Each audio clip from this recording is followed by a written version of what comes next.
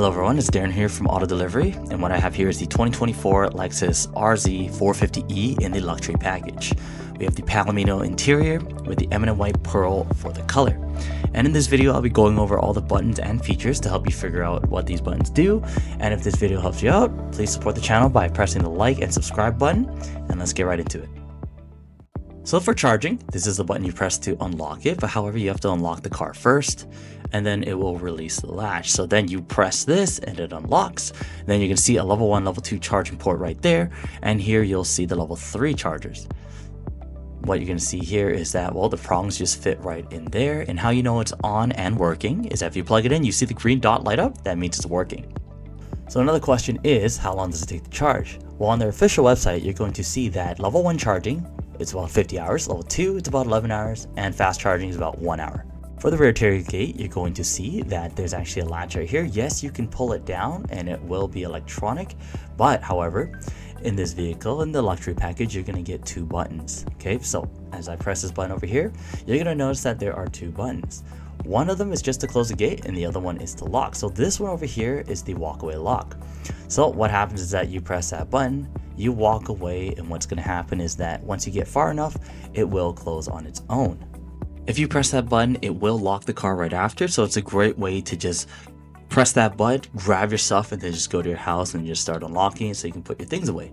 However, this button over there is, if you just press it, it will actually just close without locking the car. But however, you can actually set this height. So for example, you just have to press and hold. Say I wanted this height, you press and hold, you hear some beeps, and then the next time you open it up, well, this is what's going to happen. It's going to go exactly to the height that you just set. Now, how do you reverse that, right? How do you make it go back to normal? What you can do is manually push it back up. So right here, I'm going to push it up all the way, just like that. Great. See how high that is? That is as high as it can go. And then again, press and hold. You hear a couple beeps. And then the next time you close it, and let me just stop it halfway to make it a little bit faster. All right, going back up, and then you're gonna see that it goes back to the height you just set. So again, pressing and holding is how you set the height.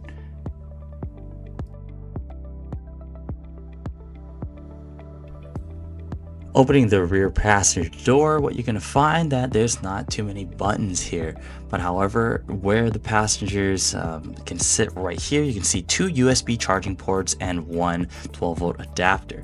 Now, also folding down seats is a little latch right over here. You can just pull it right down, and you can actually do that on the other side as well. It makes your trunk space a lot bigger, and pushing it back up is as easy as that. It locks into place. What you can also see is child locks over here. If you wanted to, you could pull that down so people in the back cannot open the door. So that's pretty much it for the rear passenger seats. Now let's talk about the driver's seat. So at the driver's seat, what we're going to see is that, well, first let me just show you this button right here. So these are the seat adjustments right here. But a lot of people ask, like, how do you move it up and down? Well, this flat piece right here, up and down for the back piece, is the entire seat. But if you just move the front part of it, it's just the front part of the seat right here. So you can probably guess what the this one is for right here. It's clearly the back rest over here. Now you can adjust it however you want, and then we got lumbar support right here. So not too sure if you can see, I'm pushing it out right now. It goes out pretty far, and then you just push it, it goes all the way back in. Great for the lumbar support if you like that. Now, what else we got here? We got the electric folding mirrors. Now you can press that to fold it, and then pressing that just opens that back up. Now, however, there is an auto button right next to it, as you can see right there. So when that light is on, when you lock your car doors, it will close by itself. These over here are just for the window adjustments as well. But also, if any one of those lights are on, when you put the car in reverse, just like this, putting it into reverse, what you're going to see is that the mirrors tilt down. So that's actually where the left and right buttons are for the mirrors when you want to adjust left or right. But if you don't like that feature, you can actually press it one more time. So right now, left or right, you can just press it again. So if you press right, you just press right one more time, light turns off. And then when you put the car in reverse, the mirrors will not tilt down. So if you don't care about that feature, you can actually just turn it off just by pressing that. So as you can see right here, I turn that button off, nothing happens to the mirror. Now we got the memory seats right here. Now you have the 3 settings, so anytime you want to save your settings. So for example, let me just adjust this just a little bit. Okay, so let's push it here. Okay, great. Move the seat. All right, and the mirror is there. Yeah, it looks good to me. Okay, so once you're done, just press set and then press 1. So when you press set, you're throwing everything at 1. Now it does move the mirror there as well. Now, so let's get a good example for you. So what I'm going to do is just put this all the way down so I can't see anything. Great. Okay, now let's move the steering wheel all the way up so it's really uncomfortable. That's great. Okay, so now I'm going to press 1. So what's going to happen is that the mirror is going to move and your seat's going to move. After the seats, then the steering wheel will move. So let's get a better picture of this. So from the side here, I set it all the way back so as you can see, the seat moved back first, and then the steering wheel to prevent you from getting crushed if anything happens. If you play with the settings too much, this makes it a lot more safe for you. So as you can see, it can go up quite a bit. With the left lever right here, this is where you flick your signals, turn on the lights. However, you don't actually need to just twist that to turn on lights anymore. Just leave it on auto. And over here, this button is for the auto high beam. So as you know, high beams are usually blue. So as you can see, I am high beaming those cars in front of me. However, this button right here, when you press it, you will see it turn green. So it's the green version of that is automatic high beams. If anybody's in front of you, it will not shine. Also, there's going to be 2 infrared sensors that actually scan your face right here. You won't actually see this when you're driving it. Only cameras can see it.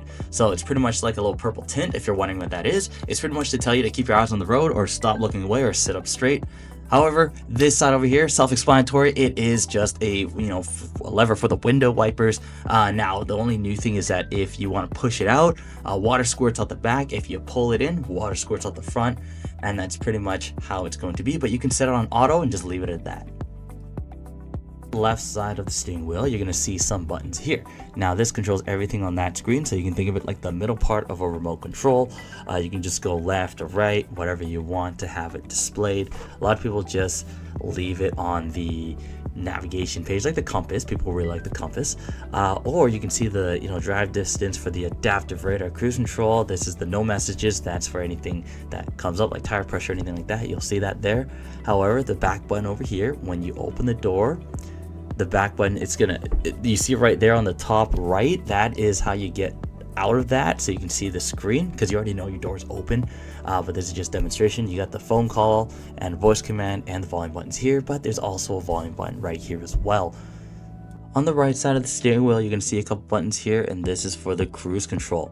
Now, up to you if you want to use this. Not a lot of people do, but however, this over here, all these buttons here are for the cruise control. So this button is to turn on the adaptive radar cruise control. So for example, I press it once, and then you can see adaptive cruise control. So some people don't like it, some people do. It's really up to you, but a lot of people have it now. So this sets the distance to how far you want to follow the car in front of you. So it actually just tracks the distance and keeps the same space. But however, some people don't like it, so you can just press it to turn it off. So set and resume are there still. However, this button turns off and on the cruise control setting, but this button over here is their version of the lane tracing assist for the cruise control. So for this button over here, when this is active, what's going to happen is that it will alert you when you are steering out of your lane without signaling, or it senses that you're falling asleep. It will actually alert you and wake you up with a very loud sound. For the center console, you're going to see just 3 buttons here, not too complicated. This is the automatic parking brake. As you can see, no foot brake, no hand brake, and you see it right there. I am in park right now, so the car is not moving. But here, let me show you. Put it in drive, and then it's going to turn off by itself just like that. As you can see, D, I am in drive, and then pressing P again, put it back into park. Once I put it back into park, this will turn on by itself. So you really don't have to worry about that anymore. However, if you want to put the car in neutral, so for example, I put it into neutral. If you want to manually pull it up, just pull it up just like that. And then it goes back on if you want to put your car in neutral. So putting back into park, just to show you how it is. Okay, so we got one button you do want all the time, but this over here is to turn off your traction control. That is last resort if you can't get out the sand or snow. But however, the more interesting button is this button right here, hold. Now brake hold, what it will actually do for you is, for example, when you're in drive, right? I'm gonna press it right now, and what's gonna happen is that, well, I press it, it's gonna say, no, you gotta put on your seatbelt. So let's put on your seatbelt. Okay, great, seatbelt's on, car's in drive, seatbelt is on. Now I can press this button. So I'm just gonna press this button to show you how it's gonna look like. Oh, I see it's over here. Okay, great.